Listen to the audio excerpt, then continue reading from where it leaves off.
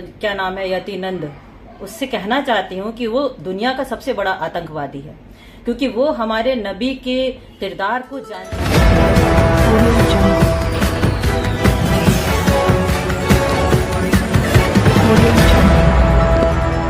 आतंकी विचारधारा वाले महंत यति नरसिंहानंद के विरुद्ध शबनम ने दिया बड़ा बयान। बरेली से खबर बुलंद भारत के लिए हैदर अली की रिपोर्ट। सन 2014 से देश में आतंकी विचारधारा वालों का बोलबाला। भारतीय जनता पार्टी के नेतृत्व में मोदी सरकार की कानून व्यवस्था को चुनौती लगातार दी जा रही है और मोदी सरकार चुप्पी साधे हुए है। दरअसल देश में जब से मोदी सरकार बनी है तब से ही मुस्लिम समुदाय को आतंकी विचारधारा वाले लोग निशाना बनाए हुए हैं। कुछ वर्ष पूर्व में समाजवादी पार्टी का पाला हुआ अजगर वसीम रिजवी ने भी कई बार मुस्लिम समुदाय पर निशाना साधा और मुस्लिम समुदाय की भावनाओं को आहत किया, मगर भाजपा सरकार की कानून व्यवस्था वसीम के विरुद्ध कार्रवाई नहीं कर पाई थी। आज फिर से एक आतंकी विचारधारा वाले महंत यति नरसिंहानंद ने मुस्लिमों के पैगंबर पर टिप्पणी कर भाजपा सरकार की कानून व्यवस्था पर सवालिया निशान लगा दिए हैं।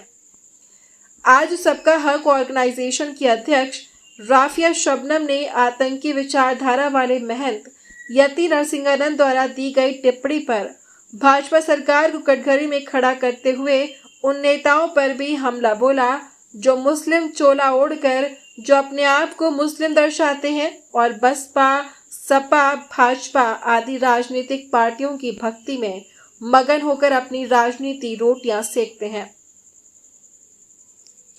राफिया शबनम ने उन सभी मुस्लिम चोले वाले मुस्लिम नेताओं को भी कटघरे में खड़ा कर दिया।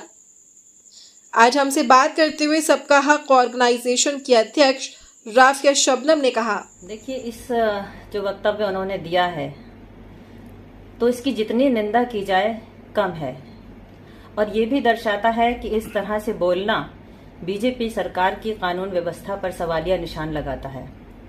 इतने वर्षों से हमने आज तक ये नहीं देखा कि इस तरह से लोग उल्टी सीधी बातें करें और ख़ास तरीके से हमारे नबी की शान में। सिर्फ सस्ती पब्लिसिटी पाने का ये एक स्टंट तरीका बना लिया है इन लोगों ने कि अगर हम ये ऐसे कहेंगे तो सारा मुसलमान सड़कों पे आएगा, सारा मुसलमान विरोध करेगा और एक हमारी चर्चा अच्छी बन जाएगी। तो मैं उस जो क्या नाम है यतीनंद, उससे कहना चाहती हूँ कि वो दुनिया का सबसे बड़ा आतंकवादी है, क्योंकि वो हमारे नबी के किरदार को जानता ही नहीं है। जिनके किरदार को फरिश्ते बयान करते हैं, इसको मैं क्या जवाब दूं। ये वो नबी हैं जब तुम्हारे घरों में बेटियां पैदा होते ही जमीन में दफन कर दी जाती थी, उन बेटियों को घर की जीनत बताया है। ये वो नबी हैं जब तुम्हें तलाक देकर या तुम्हारा पति मर जाता था तुम्हें उसके साथ मरना पड़ता था, उन विधवाओं से को इज्जत दिलवाई है, समाज में रहने का तरीका दिखाया है।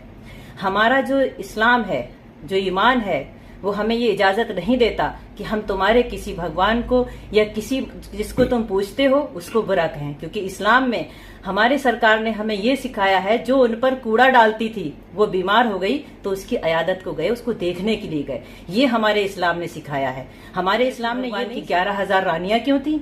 क्यों? क्योंकि हमारा इस्लाम किसी पर टीका टिप्पणी करना नहीं सिखाता।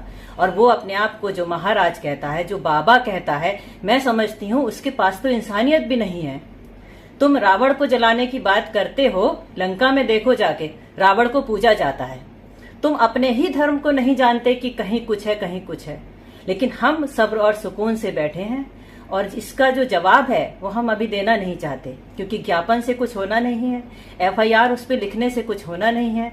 तो जब वक्त बदलेगा तो सारी चीजें बदलेंगी। मैं उसे जवाब देना नहीं चाहती। एक बात कह के हर आदमी पल्ला झाड़ देता है कि अभी वक्त नहीं है। तो वक्त कब आएगा? अभी वक्त नहीं है, थोड़ा खामोश रहो। हालात खराब हैं तो जब तुम्हारे घरों तक चीजें आ जाएंगी तब तो तुम खामोश नहीं बैठोगे।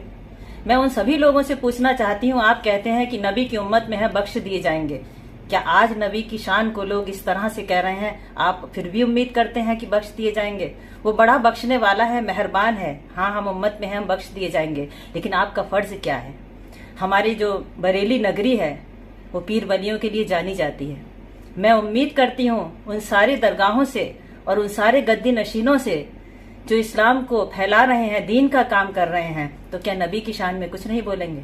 कम से कम कुछ तो बोलना चाहिए। मुझे बड़ी शर्म आती है कि हमारा जो बरेली शहर है वो कितना फेमस है, आला हजरत के नाम से जाना जाता है, बड़े बड़े खानकाहें हैं यहाँ, लेकिन आपको बोलना तो पड़ेगा। किस वक्त का इंतजार है कि नहीं अभी वक्त नहीं है?